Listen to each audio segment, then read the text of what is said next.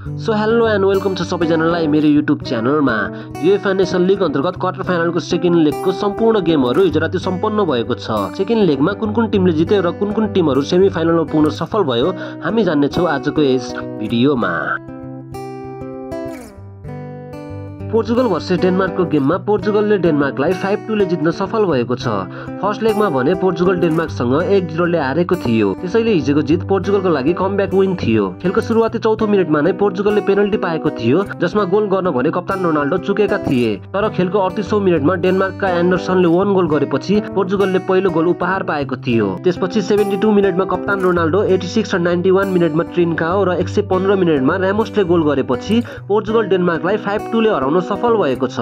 यता डेनमार्कको लागि भने खेलको 56 मिनेटमा निसेन र 76 मिनेटमा इरिक्सनले गोल गरेका थिए। खेलभरि पोर्चुगलले 18 शट हानेको थियो जसमध्ये 11 शट अन टार्गेट थियो भने डेनमार्कले 14 शट हानेको थियो जसमध्ये मात्र 4 शट अन टार्गेट थियो। खेलभरि बल पोजिसन पोर्चुगलको 59% थियो भने डेनमार्कको मात्र 41% थियो। साथै पोर्चुगलले 667 पटक पास खेलेको छ भने डेनमार्कले मात्र 467 पटक पास खेलेको छ। क्वार्टर फाइनलको फर्स्ट लेग र सेकेन्ड लेग गरेर स्कोर भएको छ पोर्चुगल 5 डेनमार्क 3। यहाँ पोर्चुगल युएफए नेसन लिगको सेमी फाइनलमा जान सफल भएको छ। त्यसैले बधाई छ टिम पोर्चुगललाई, बधाई छ मलाई र सम्पूर्ण पोर्चुगलको फ्यानहरुलाई। त्यस्तै क्वार्टर फाइनल सेकेन्ड लेगको अर्को गेममा इटली भर्सेस जर्मनी 3-3 गोलको बराबरी खेलेको छ। फर्स्ट लेगमा जर्मनीले इटलीलाई 2-1 ले हराएको थियो र पुरै गरेर क्वार्टर फाइनलमा जर्मनीले इटलीलाई 5-4 ले हराउन सफल भएको छ। जर्मनीको लागि तीनवटै गोल हाफ टाइम अगाडि नै सम्भव भएको थियो तर इटलीले भने तीनवटै गोल गर्नको लागि सेकेन्ड हाफसम्म कुर्नु परेको थियो। जर्मनीको लागि पहिलो गोल किमिचले 30 मिनेटमा पेनल्टी मार्फत गरेको थियो। साथै 36 मिनेटमा मुसेला र 45 मिनेटमा क्लेन्डिनेस्टले गोल गरेपछि जर्मनी हाफ टाइम अगाडि नै जिततर्फ दौडिरहेको थियो। तर हाफ टाइम पछि भने गेमले अर्कै मोड लियो।